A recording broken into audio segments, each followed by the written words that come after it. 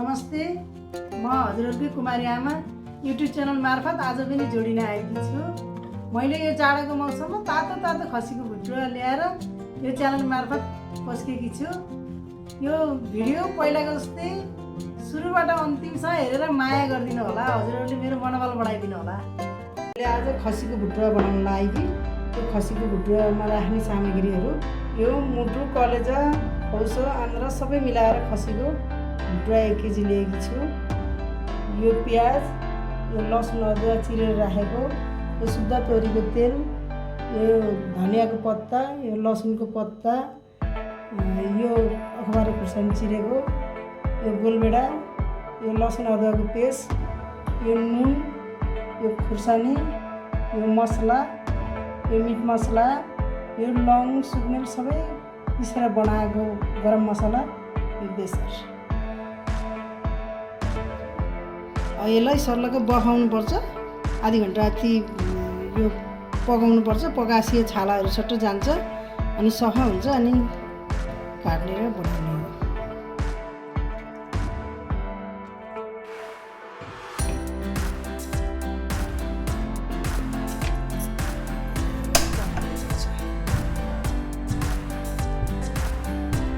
पाकेको छ, राम्रोसँग पाकेको छ। अब यसलाई यो छालाहरू यसरी निकाल्नुपर्छ।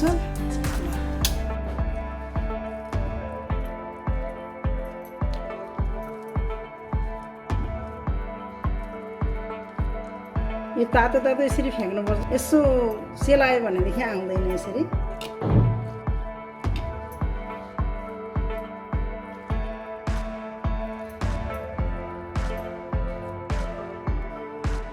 यो फोक्सोमा यस्तो हुन्छ, यस्तो तलत्रहरू हुन्छ। यो नबहाइकन यसरी फ्याँके नै हुन्छ है। यसको सबै उकाएर यस्तो फोहोरहरू सबै निकालेकी छु।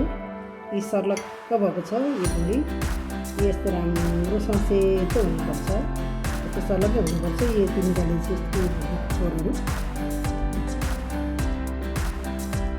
मैले सफा भ्याएँ। अब मैले टुक्रा पार्न लागेको छु यसलाई।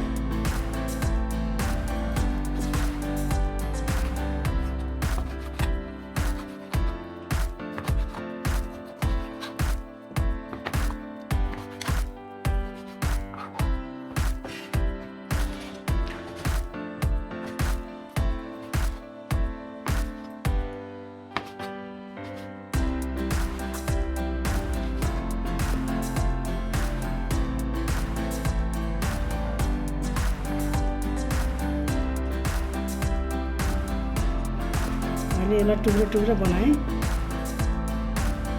बनाउनको लागि एउटा माटी कराई लिन्छु। यो माटी कराईमा भुटुवा बनाएको मलाई एकदम मनपर्छ, त्यही भएर मैले माटी कराई लिन्छु।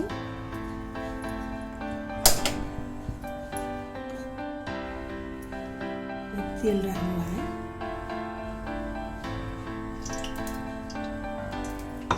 तोरीको तेलमै मनपर्छ मलाई। एकदम राम्रोसँग खरिएको छ तेल। मैले प्याज राख्नु लाएँ।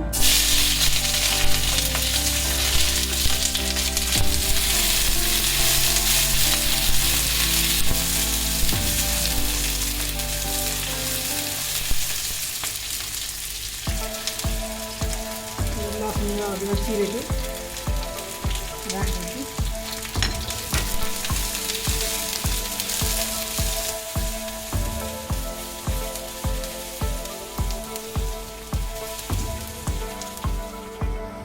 प्याजलाई रातो भन्छ, प्याज लसुन अदुवा पर्दाको रातो राम्रो भन्छ। मैले यसमा भुटेर राख्छु।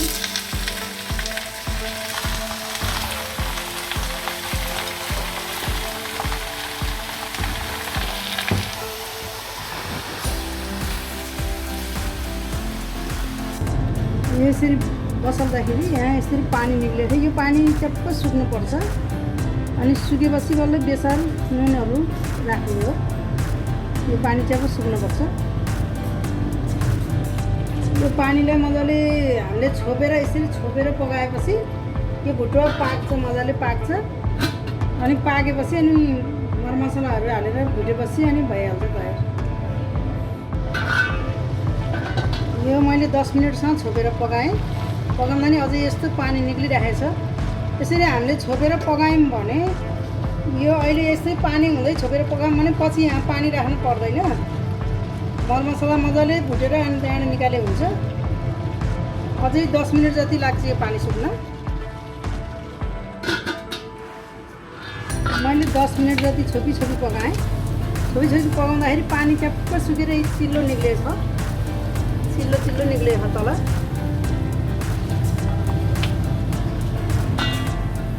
मैले लसुन अदुवाको पेस्ट राख्न लागेको छु। यो राखेपछि मजाले चलाउनुपर्छ।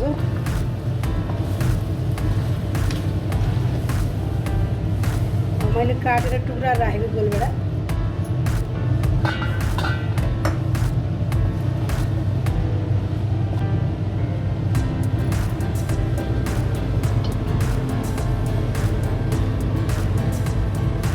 यो खुर्सानी अघि नै राखेर पड्काउनु पर्ने थियो, तर एकदम खार आउँछ, भुट्न मिल्दैन र मैले बल्ल राखेको छु यो काटेको अखबारी खुर्सानी।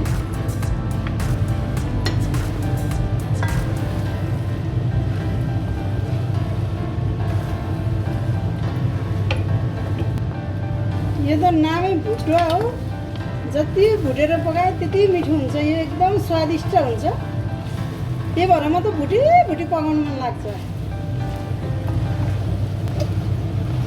किटको कराईमा पकाएपछि मिठो हुन्छ। राम्रोसँग पाक्छ कि किटको कराईमा पकाएपछि। गोलभेडा राखेपछि 2 मिनट जस्तो छोप्नुपर्छ, ल त लुतुक्कै हुन्छ। 2 मिनट जस्तो छोपेर बनाएँ। गोलभेडा राखेपछि पनि पकाएँ।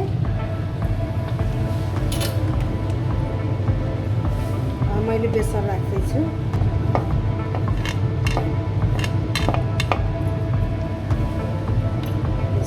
एकछिन चलाउँ है त। गोलभेडा त लतक लुतुकै भन्छ। पाकेछ मजाले। यो अखबारी खुर्सानी हो देखिएको।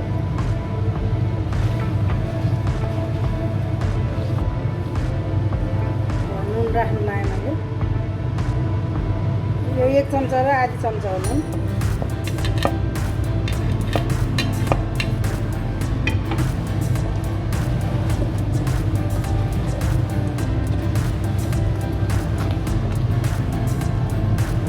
नुन राखेपछि अलिअलि पानी निक्लिन्छ। यसरी यो भुट्दै यो पानी सुकाउनुपर्छ। मैले मसला राखेको लाएँ। 1 चम्चा छ मसला।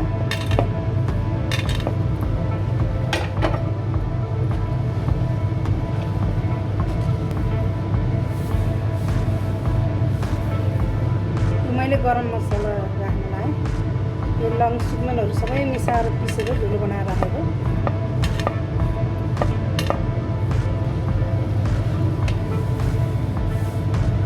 मैले खुर्सानी राख्न लाएँ। धुलो खुर्सानी हो यो।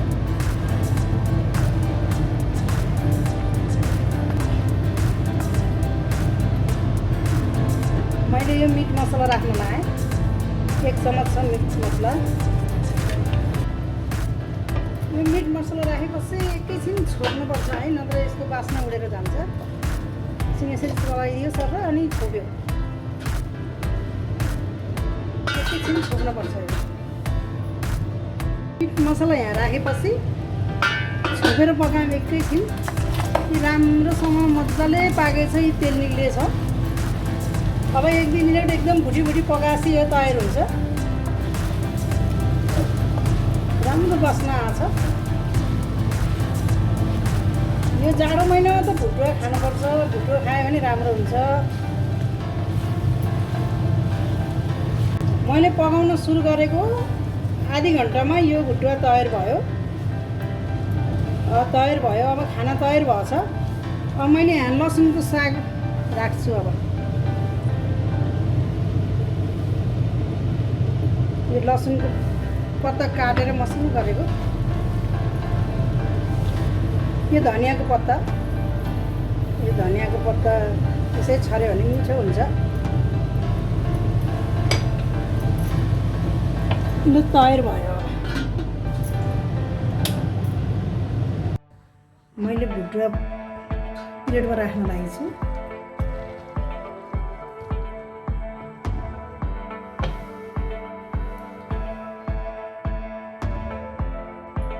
यो सजावटको लागि धनियाको पत्ता, यो कागती, यो खुर्सानी,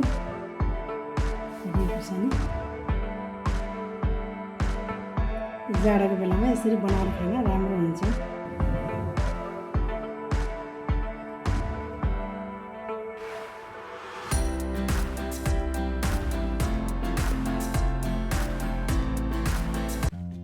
आजको भिडियो हजुरहरूलाई कस्तो लाग्यो? यो भिडियो नि पहिलाको भिडियो जस्तै मन पराइदिनुहुन्छ भन्ने आशा छ। यो भिडियो सब्सक्राइब नगरे भए सब्सक्राइब गर्नुहोला, लाइक कमेन्ट सेयर गर्न नि नभुल्नुहोला। पहिलाको जस्तै हेरेर माया गरिदिनु होला मेरो भिडियो। हस्, नमस्कार, अर्को भिडियोमा भेटौँला।